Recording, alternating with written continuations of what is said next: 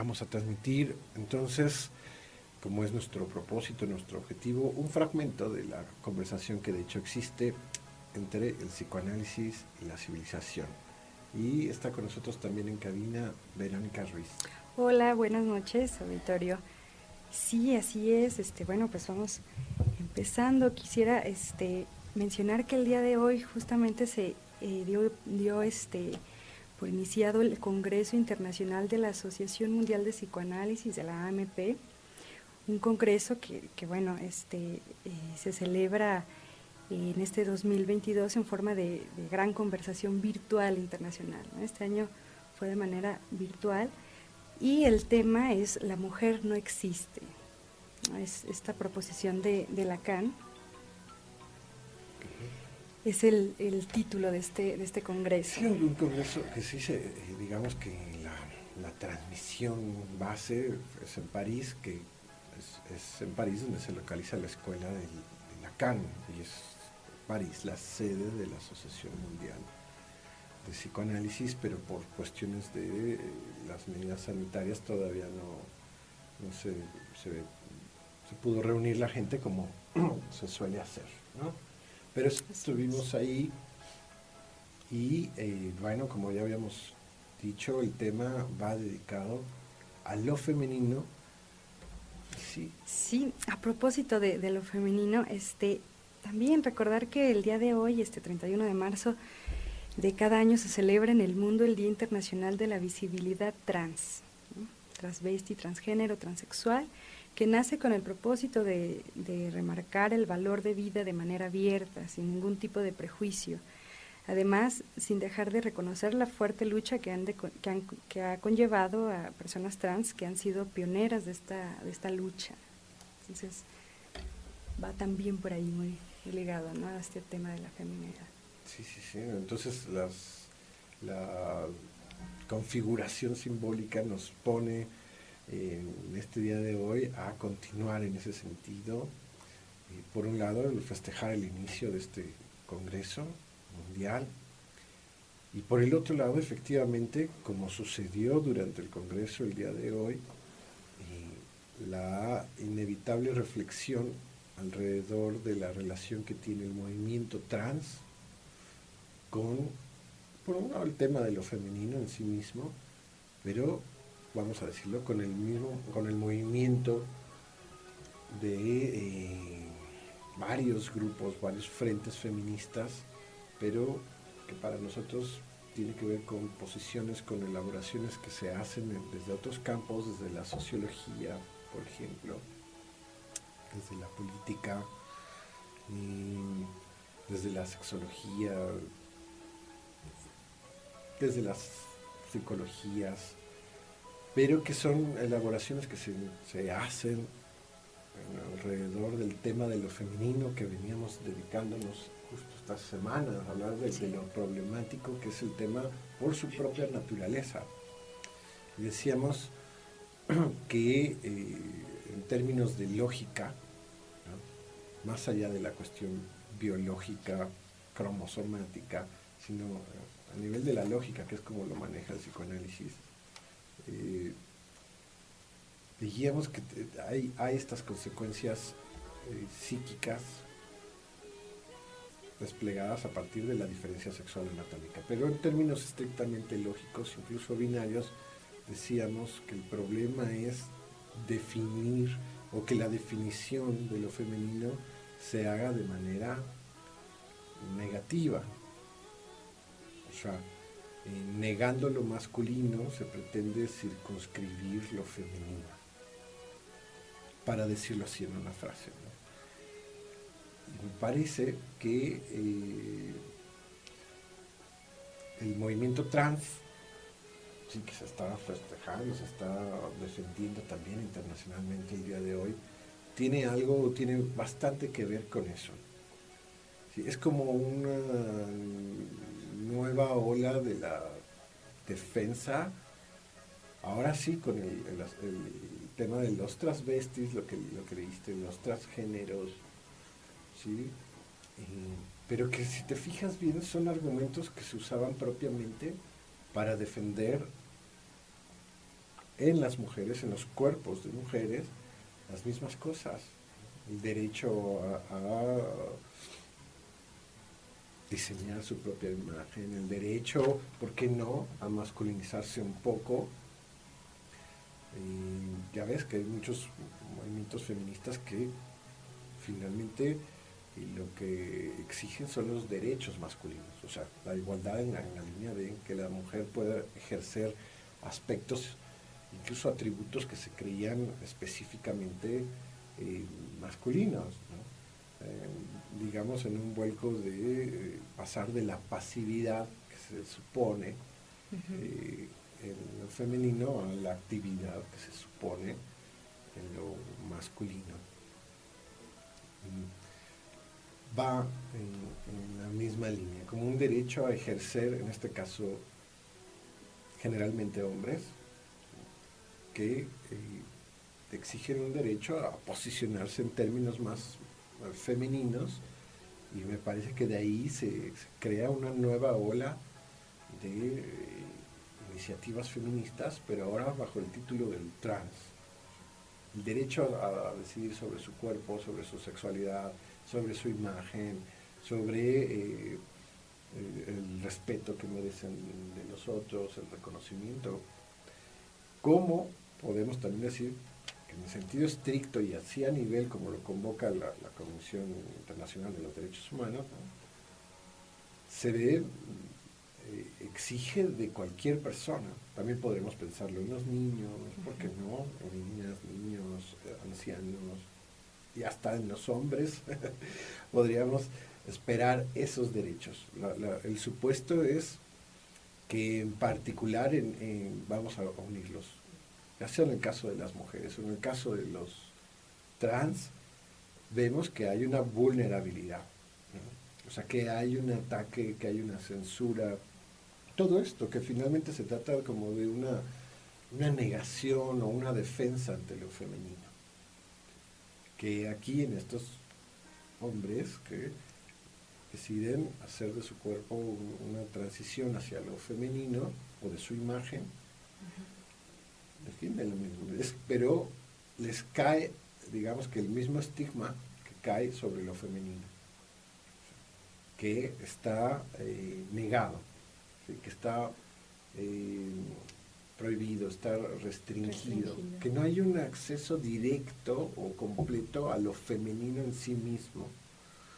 Por eso el aforisma de Lacan, la mujer no existe, quiere decir, sobre todo, que no podemos pensar a las mujeres sin su propia alteridad. Como se decía también hoy en el Congreso, más bien pensamos que en una mujer hay muchas mujeres, ¿sí? Y de ahí la dificultad a definirlo en un absoluto, en la mujer, en términos de univocidad, o sea, sin equívocos, que nos refiriéramos todos unívocamente a la mujer en términos cotidianos. No, siempre cuando hablamos de la mujer nos aparece lo múltiple, ¿no? Entonces, en el tema del trans, no deja de ser un movimiento que tiene todo que ver, si lo vemos así, con el propio movimiento que hemos visto ya también, ¿no?, que los distintos movimientos feministas, que son varios, hoy se exponían bastantes movimientos feministas con distintos rasgos, ¿no?, a veces contradictorios entre ellos, pero una de las conclusiones que se hacían el día de hoy es que se apela a la intersección, o sea, que los movimientos feministas busquen puntos de intersección para sumar fuerza.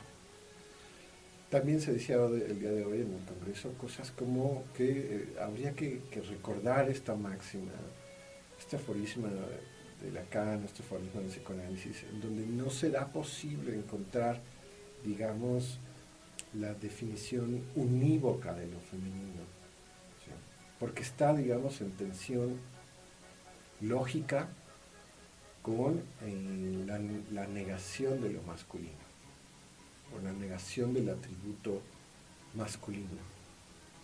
podemos nosotros decir que no estamos de acuerdo con eso, pero eso no quiere decir que no estén esas consecuencias en la subjetividad de muchísimo, de la mayoría de las mujeres y hombres, como en este caso de los trans. Por supuesto que el tratamiento analítico intentará resolver ese fantasma de estar siempre bajo la sombra de lo masculino o bajo la negación de lo masculino. De ahí la interesante del aforismo de Lacan de la mujer no existe. O sea, que más bien lo que no existe es la posibilidad de definir eso en términos afirmativos. La semana pasada decíamos que sí hay una manera, que es, por ejemplo, hablar del cero, de la nada, del vacío, y de toda la potencia que eso le da, digamos, al ser humano, en este caso a las mujeres. La posibilidad de enfrentar la falta, la pérdida, la posibilidad de ser mucho más inventivas, mucho más creativas, de saber qué hacer ahí donde supuestamente uno empieza de cero, ¿no? O poder empezar de cero de manera muchísimo menos angustiante que como puede ser el caso de lo masculino, que más bien hay un temor a eso y que en ese sentido ese temor se desplaza hacia las mujeres mismas porque el cero, si te fijas, no deja de ser amenazante. En términos freudianos, Freud hablaba de una angustia de castración, de la posibilidad amenazante de que me quiten mis atributos fálicos, dinero, etcétera, más allá de los genitales, ¿no? Y la mujer efectivamente tiene esa capacidad de ir más allá de los supuestos, de los presupuestos, de los postulados, pero por su propia naturaleza, digamos, y no biológica, sino psicológica o lógica, ¿sí? Que está más bien, ha creado más bien una sabiduría en relación a no dejarse embrollar o manipular tan fácilmente con los atributos del ser humano, sobre todo los que se le adjudican exclusivamente a los hombres. Las mujeres están mucho más desenfadadas en ese sentido que los hombres. Y vamos a suponer aquí que en el movimiento trans también, nada más que es como es como elevar eso a un segundo grado, porque son, en este caso, biológicamente hombres, pero decimos que no es suficiente lo biológicos, sino más bien hombres en posiciones femeninas que relanzan las banderas que en gran medida han sostenido las mujeres mismas. Estamos entonces de regreso y estamos hablando el día de hoy otra vez del tema de lo femenino, pero en su relación o en tensión con el tema de lo trans. Sí, así es. Y entonces, a propósito de una intervención que hizo uno de los psicoanalistas más renombrados, Éric Laurent, me gustaba cómo podía rescatar esto que hemos intentado precisar aquí con ustedes, radioescuchas, que el conflicto de lo femenino o el malestar en lo femenino tiene que ver por definición, digamos, y con eso queremos decir que es en términos generales el mismo, que tiene que ver con que eso femenino se queja de que hay algo, ¿no? Hay aquello que se le rehúsa, decía Éric Laurent. ¿Sí? Hay algo que se le rehúsa, hay algo que se le restringe, que no se le permite, y los radioescuchas no nos van a dejar mentir. O sea, es como que obvio, lógico, esperable, es parte, digamos, de la vida entre los sexos, que del lado de lo femenino esté más posicionado esa demanda, ¿no? Esa realidad, independientemente de que efectivamente lo hayan vivido de niñas, de adolescentes, de adultos, pero no deja de ser algo que persiste, esto es lo que les he marcado, algo que persiste muchísimas veces a pesar de experimentar, por ejemplo, una mayor equidad, mayor igualdad, o de experimentar incluso una vida exitosa, una pareja, un hombre sumamente amoroso, una familia increíble, no deja de estar, por así decir, un fantasma, una sensación de que hay algo que se les rehúsa, hay algo que no se les dio, hay algo que se le tiene que indemnizar incluso, por ejemplo, ¿no? A nivel de la sensación. Hay algo de la injusticia que es propia, digamos, de la demanda femenina. Ya sabemos toda la investigación que hace Freud al respecto, cómo lo puede llevar a la diferencia sexual anatómica, a la infancia, lo que vive la niña, el Edipo, la mamá, etcétera.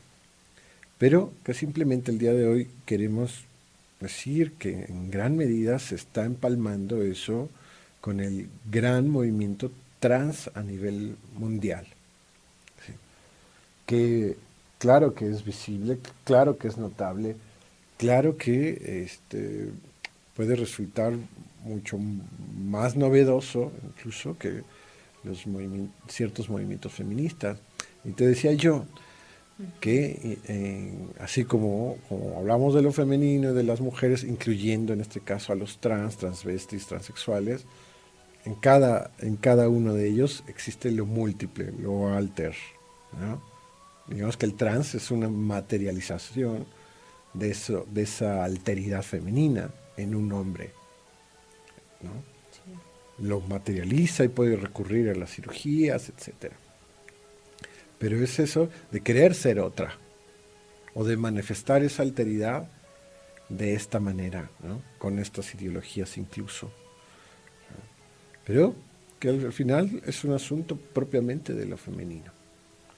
Te decía entonces que hay, como en todo, diferencias entre las mujeres, incluyendo los trans, y que a veces hay grupos trans que no aceptan a las mujeres. Esto que veíamos, que como en las mismas mujeres, en estas clasificaciones que se hacen, en donde generalmente de un lado de la clasificación va a caer la degradación, va a caer la censura, el desprecio, y del otro lado, muchas veces, incluso la exaltación. Sí, se aparece ahí pues la cuestión esta que comentabas la otra vez, ¿no? Como de la otra mujer. Ahí se puede también entrar a esa dimensión de la otra mujer, ¿no? Que se puede poner ahí a jugar también esos imaginarios ahí. Sí. Entonces podemos pensar, estas mujeres, ¿no? O estas manifestaciones de lo femenino en los trans, que no admiten, o que no están totalmente de acuerdo con otros movimientos feministas. Sí. Por ejemplo, sobre todo, hasta donde yo sé, los que apuntan a la casi a la simple masculinización de la mujer. O sea, por ejemplo, está este grupo de mujeres que apuntan a la masculinización de la mujer. Está este grupo que más bien sería como de hombres que apuntan a la feminización del hombre, a los grados más extremos. Y en ese sentido pueden ser, aunque ambos movimientos alrededor de lo femenino, opuestos entre sí. Sí, en esas dos vertientes, ¿no? Esas dos posiciones ahí manifestándose, lo femenino y lo masculino. Sí, entonces, ¿qué aprendimos o qué escuchamos el día de hoy en los congresos? Que una de las partes creativas también de las mujeres en los movimientos alrededor de lo femenino tiene que ver con la intersección. O sea, con uno de los temas más importantes también del Congreso, de un poder amar lo femenino. Es como un nuevo amor. Más allá de rechazar, digamos que la solución analítica sería, más allá de rechazar, de temer lo indescifrable, lo enigmático de lo femenino, con todas las maneras que lo ha intentado la humanidad y lo sigue intentando, por hombres y por mujeres, se trata de ver si uno es capaz de poder amar eso. O sea, de las mismas mujeres amar lo femenino en ellas, y por supuesto de los hombres poder amar lo femenino en ellas y respetar, por ejemplo, lo femenino en ciertos hombres, como puede ser el caso tal cual de los trans. ¿Sí?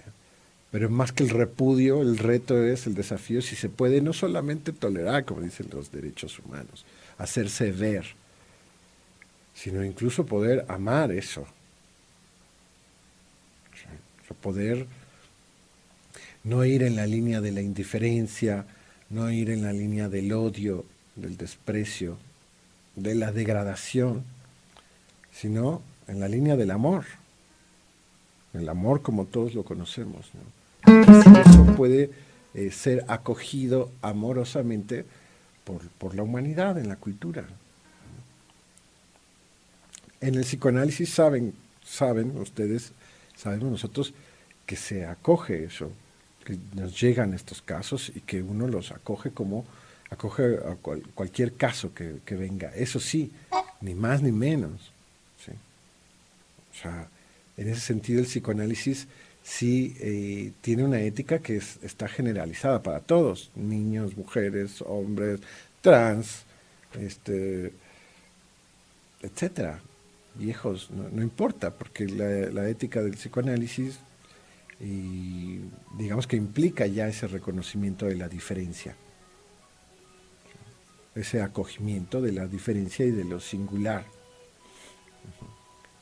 Pero justo Sí, lo sí, que sí. decías. Sí, porque ahorita que dices esto de lo singular, ¿no? De lo singular en cada uno, pero a propósito de este tema que se está abordando aquí en el Congreso, que es esta frase muy,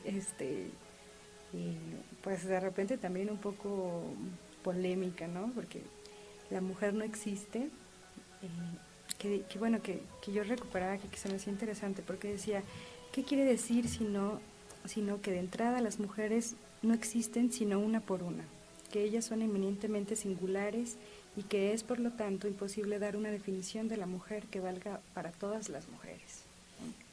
Exactamente. O sea, la mujer no existe en términos unívocos. Podemos, pero que ya ahí le quitamos, ya explicar un aforismo le quita la magia del aforismo, el Claro. poder de los aforismos, que es ese, ¿no? Por eso, pero este aforismo que pertenece a la última enseñanza de Lacan es muy fuerte. Pero ya cuando lo vamos explicando, como que ya se le va perdiendo un poquito la fuerza, ¿no? Pero sí, el impacto es así. Hablaban hoy de la Escuela de Londres, de que una ministra de Escocia recientemente había pedido perdón, ¿sí?, a todas las mujeres que en el siglo XVI habían sido acusadas y asesinadas por pensarlas como brujas. ¿Sí? O sea, podemos traer el tema, las brujas existen, no existen, quiénes sí son las brujas, pero hay un punto en donde se pone este asunto de la mujer que no existe, o esa otra mujer, con una investidura muy conocida por nosotros, que es el de las brujas, pero que literalmente, como esta ministra de Escocia, se pide perdón por haber acusado cantidad de mujeres así, como las que tenemos aquí, pero que por ideologías y por impotencias ahí veladas, desplegaban toda esa violencia y esa agresión como una forma de defensa loca, pero acusándolas de brujas, cuando no tenían nada de brujas, tienen esta alteridad, ¿no? Tienen lo que es propia y necesariamente de lo femenino. Entonces la invitación es, más que cambiar tantas cosas, que ya hay unas que están cambiando, es ver si uno puede tener una disposición mucho más amorosa, tanto con las mujeres como con estos movimientos, y aceptando finalmente que en una hay muchas. En la mujer se trata de lo múltiple, ¿no? Esperar lo múltiple en las mujeres y no lo contrario.